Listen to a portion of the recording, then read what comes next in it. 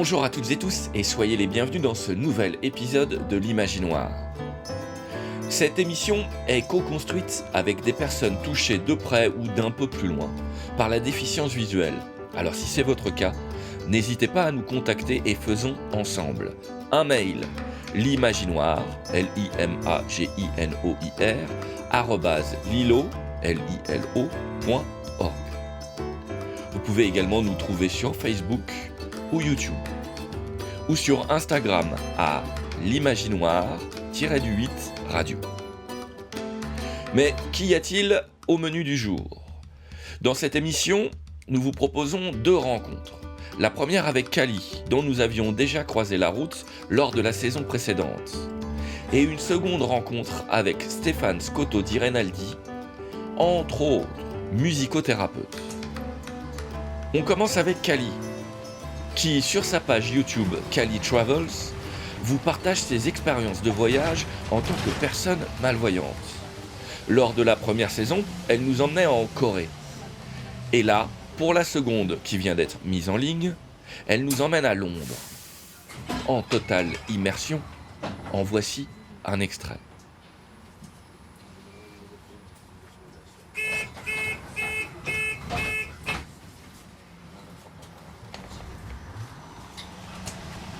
Ah oui, et petite précision, les Anglais, les Londoniens sont vraiment très sympas parce qu'il y a un monsieur qui a proposé sa place parce que Marine essayait de me guider dans le bus pour trouver une place et comme en plus il a beaucoup plu cette nuit, c'est très glissant, le bus n'attend pas et forcément commence à rouler tout de suite et donc on devait aller plus loin dans le bus pour trouver une place et il y a un monsieur qui a proposé de nous donner son siège. Voilà, donc toujours les Anglais très très sympathiques. Donc on vient bien d'arriver à Camden Town. Donc c'est un des quartiers qu'on voulait faire. C'est un quartier qui était anciennement punk et qui aujourd'hui est beaucoup plus touristique, populaire, etc. Et en effet, on vient d'arriver et là, on change de décor. On a l'impression d'avoir quitté Londres. C'est beaucoup de petites boutiques, beaucoup de boutiques de tatoueurs, de perceurs. Là, juste en face de nous, on a une façade qui a été peinte. Elle est magnifique. Ils ont dessiné la jungle sur le mur d'une maison. Et dessus, il y a des arbres, des perroquets. C'est très jingle, vert, coloré. Et dans la rue où on va se diriger, qui est un peu plus animée et bruyante, vous allez pouvoir l'entendre. C'est magnifique parce que chaque boutique en fait a peint sa façade d'une différente couleur. Et notamment il y en a 2 là que je trouve magnifiques. C'est une boutique qui vend des Converse et sur la façade ils ont collé en relief une grosse Converse, mais grosse, vraiment ça fait notre taille quoi, avec le All Star dessus. Et juste à côté il y a une boutique indienne et la façade de cette boutique là est magnifique, plein de motifs indiens, il y a une tête d'éléphant collée sur le mur, c'est coloré, c'est hyper joyeux, ça fait du bien.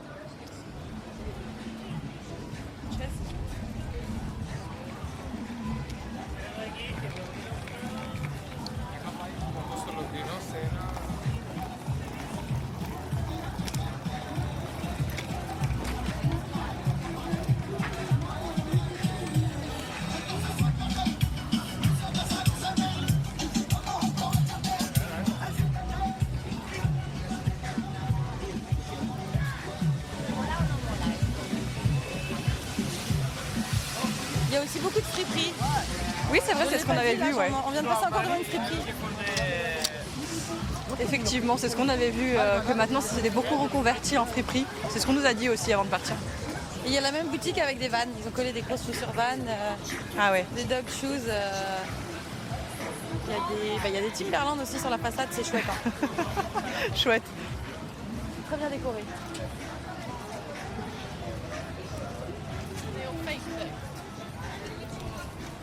Si vous voulez continuer la balade, rendez-vous sur sa page YouTube Kali Travels. K-A-L-I-T-R-A-V-E-L-S.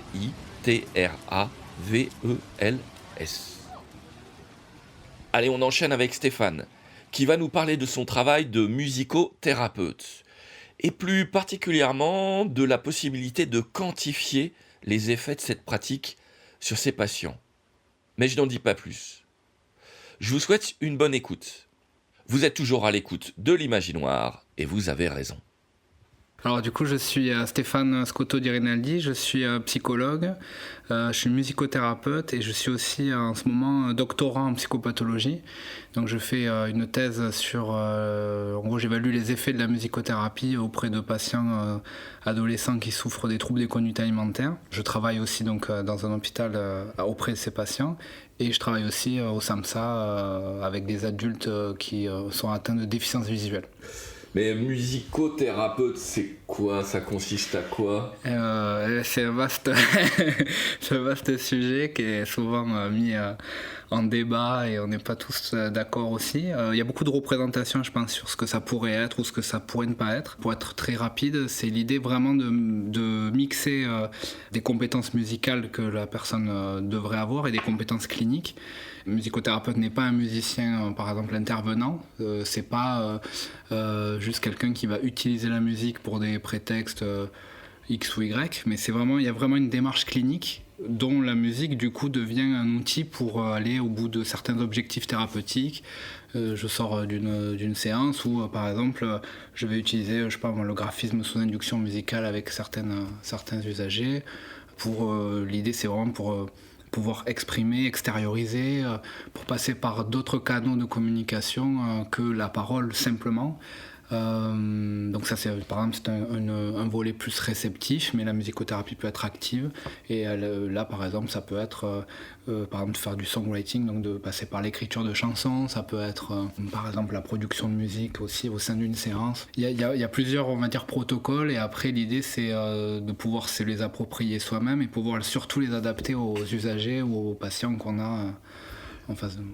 Et tu as déjà un retour? Tu peux percevoir des changements dans le patient? Explique-moi cette affaire. Ça dépend. Alors c'est une question à laquelle j'essaye de répondre encore. Oui, on demande toujours de quantifier l'inquantifiable. Exactement. Mais par rapport à humainement les effets, est-ce que c'est ton ressenti Cliniquement, ouais. Cliniquement, il y a des choses qui sont intéressantes à observer, puisque quand on est psychologue, moi j'ai cette casquette là, donc j'ai une erreur de lecture entre guillemets ou pas, je sais pas, mais en tout cas je peux faire la comparaison entre justement le fait d'être psychologue.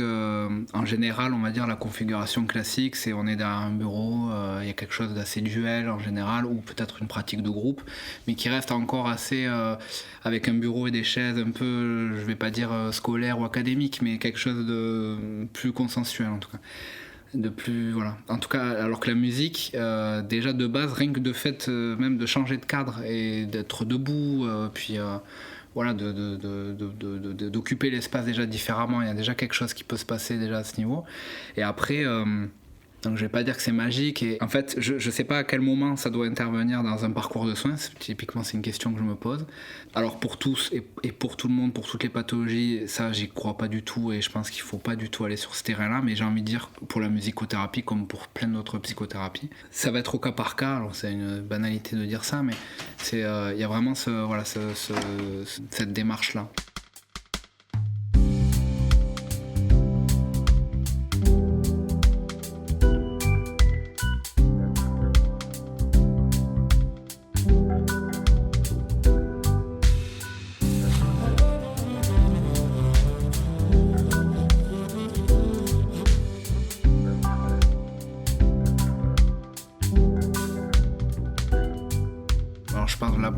L'expérience que j'ai sur l'autisme par exemple, que j'avais pu avoir avant, où on va voir vraiment que quand on avait fait un groupe avec le docteur Gepner par exemple, qui est violoniste et altiste, on avait vu des effets sur l'amélioration de la communication sociale, sur des interactions sociales, sur le fait que de passer par ce canal qui est un canal finalement augmentatif en fait, et où on parle pas mais où on débriefe après. On dit que c'est non verbal, mais il y a quand même du verbal.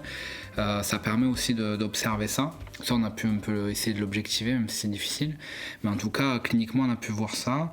Dans le domaine de l'anorexie mentale, j'ai pu aussi voir certaines choses qui peuvent Alors souvent moi je le dis comme ça, pour l'anorexie mentale, je dis que c'est un peu la clinique de l'incertitude, c'est-à-dire que d'une séance à l'autre ou d'une semaine à l'autre, parfois, surtout quand les patients sont en phase aiguë, on a du mal un peu à se dire tiens, ce que j'ai fait là, ça va peut-être marcher, peut-être que là, la semaine prochaine j'aurais essayé ça, et en fait finalement, tiens, ça marche plus trop.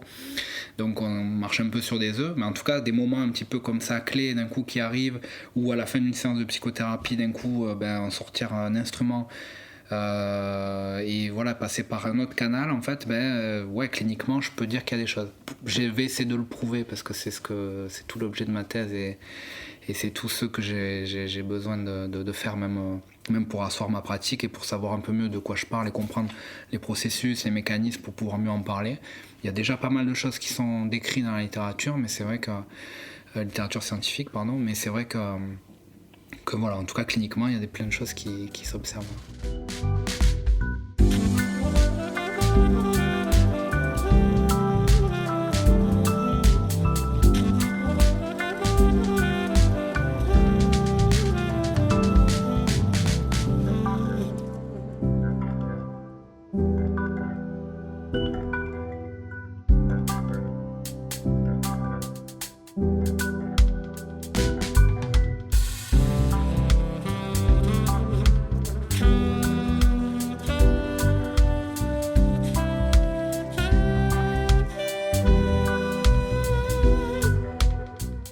Nous sommes donc en compagnie de Stéphane pour parler de musicothérapie. On appréciera la minutie avec laquelle il nous parle de ses recherches.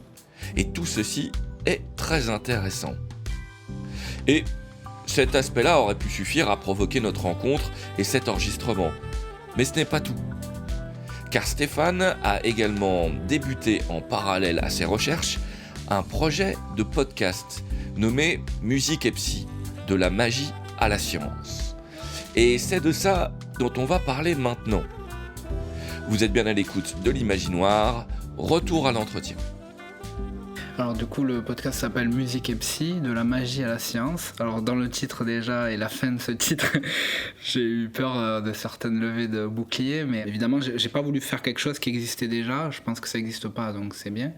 Donc j'ai un peu regardé aussi ce qu'il y avait autour de moi, etc. Et puis j'ai vu qu'il y avait souvent les musicothérapeutes par exemple qui étaient interviewés parlaient de la musicothérapie, souvent des termes magiques, ce que j'essaye par exemple typiquement de ne pas faire depuis tout à l'heure, même si c'est difficile, parce qu'on a envie de dire que oui c'est super, c'est magique, parce que moi-même je suis musicien, donc on sait les effets que ça fait chez nous déjà la musique, et donc forcément on a tendance à le développer, à le généraliser chez les autres. Et du coup forcément ce podcast il est né vraiment de ça, c'est que il y a de la littérature qui existe, qui a vraiment une vraie littérature à l'international. En France, c'est un peu plus difficile, mais à l'international, et qui montre vraiment des preuves d'efficacité, qui a des meilleurs résultats avec la musicothérapie que certains traitements un peu plus traditionnels, pour le dire très rapidement.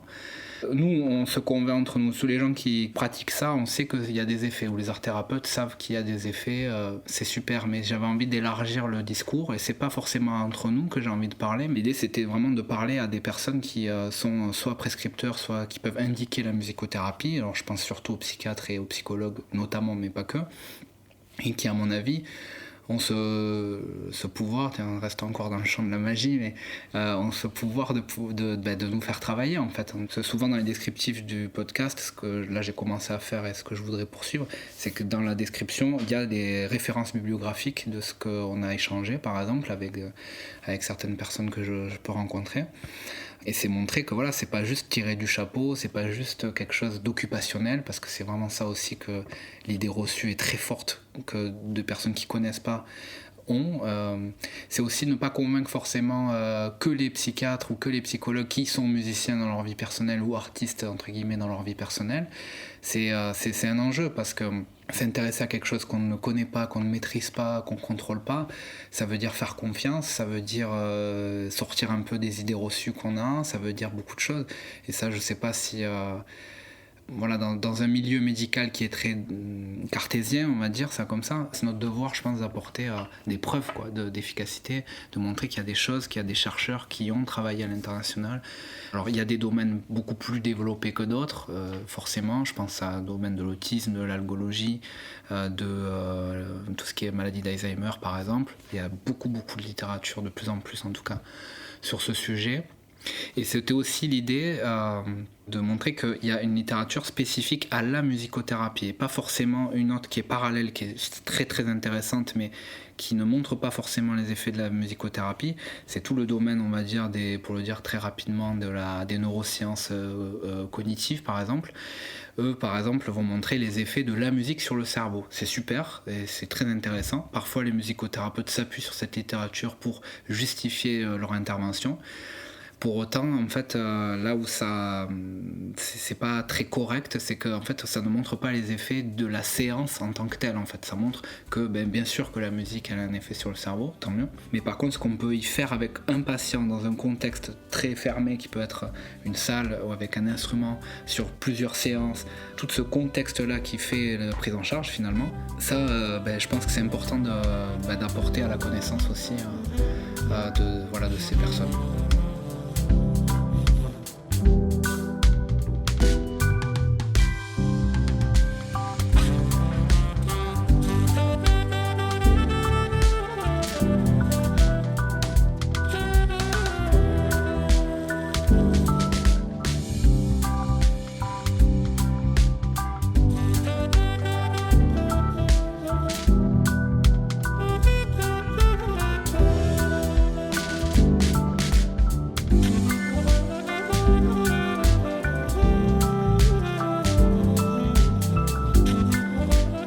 Voilà ce que je vous propose.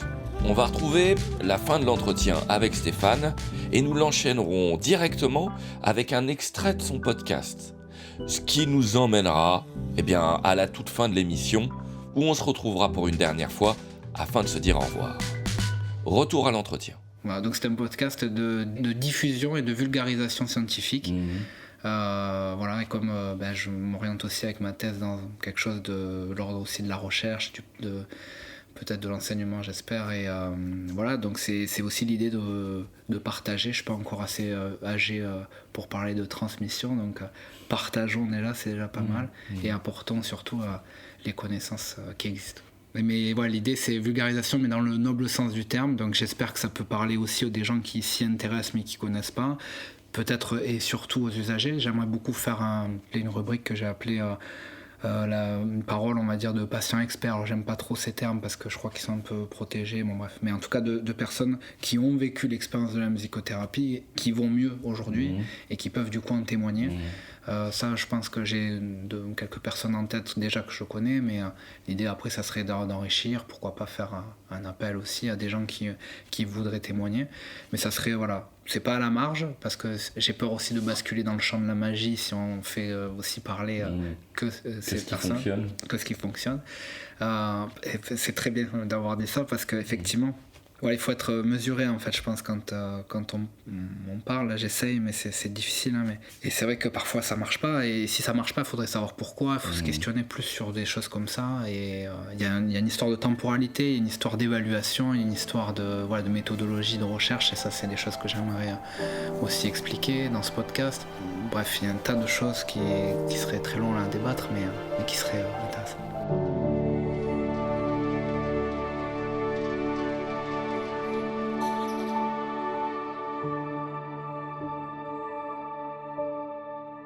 Alors tout d'abord, de combien de professionnels nous parlons ? En 2017, il y avait 7000 musicothérapeutes aux États-Unis et 6000 en Europe. La FFM comptabilisait près de 300 adhérents en 2021, quand l'Association française de musicothérapie, la FM, et la Société française de musicothérapie, la SFM, ne comptent respectivement qu'une trentaine de membres. Toutefois, en nous baladant sur un réseau social professionnel bien connu, nous savons que nous sommes bien plus nombreux. Tout ceci montre la vision de ces thérapies, qu'on oppose encore trop souvent à la seule action pharmacologique ou psychopharmacologique d'une molécule. Rassurons-nous, nous sommes parfaitement conscients que la comparaison ne se tient absolument pas. Une note reste une note, même si elle peut avoir des effets secondaires positifs comme négatifs. Je vous invite d'ailleurs à lire à ce sujet le papier de 2018 de Cherry Hens et de ses collègues qui évoque les différentes utilisations saines entre guillemets ou malsaines entre guillemets de l'écoute musicale et la mise en échec probable de l'autorégulation émotionnelle. La musique peut aussi intensifier les humeurs négatives et dépressives, favoriser les pensées négatives par rumination, ou encore rappeler et faire revivre des souvenirs traumatiques. La musique seule peut aider, mais la force de la musicothérapie réside dans la relation thérapeutique par la musique. Aussi, l'émergence de différents logiciels, applications beaucoup plus professionnelles en lien avec ce type de musicothérapie vient complexifier, malgré eux, la présence et la nécessité même de la personne du musicothérapeute. Or, nous pensons, très naïvement en tout cas, qu'il existe une nécessaire plus-value à la présence humaine du musicothérapeute, et pas nécessairement d'un autre soignant d'ailleurs, pendant toute la durée de la relaxation pour des raisons évidemment de contenance, de recueil de verbalisation, mais également de possibles ajustements musicaux notamment. Le jeu live souligne encore plus cette pertinence.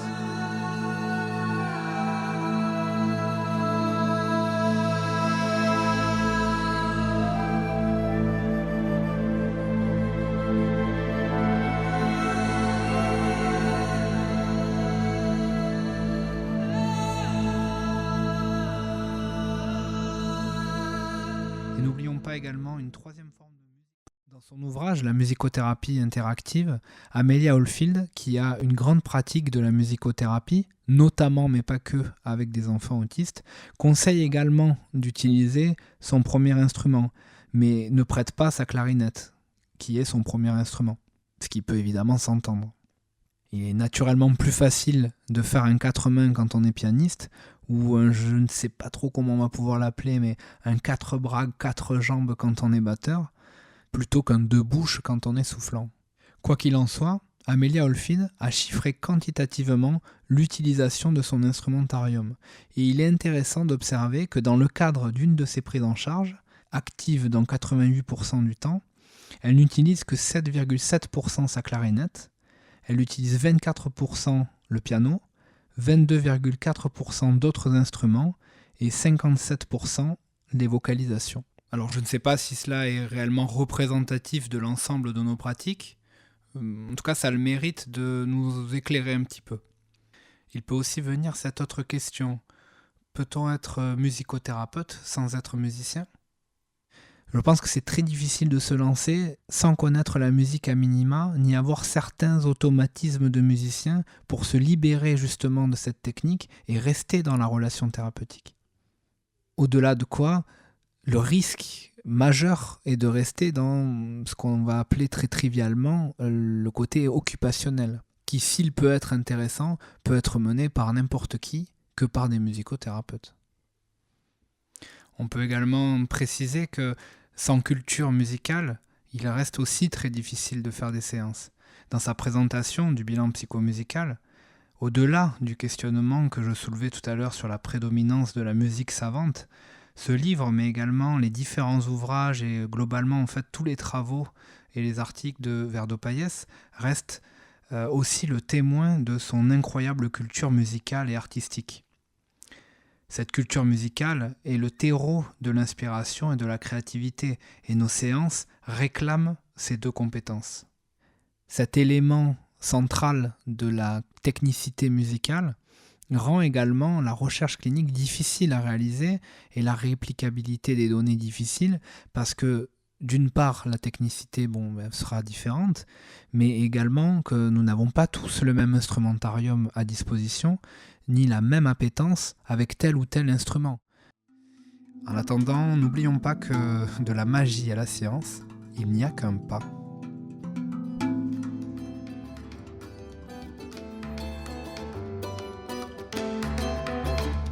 Voilà, cette émission est terminée. Merci à vous de l'avoir écoutée. Pour vous immerger dans les voyages de Cali, rendez-vous sur sa page YouTube Cali Travels. Et pour découvrir les podcasts de Stéphane, rendez-vous sur sa page, attention, c'est un peu long, www.prodige au pluriel-culture.fr/podcast Stéphane Scotto avec 2T, dit Rinaldi. En tapant son nom, vous pouvez aussi le retrouver directement sur Spotify.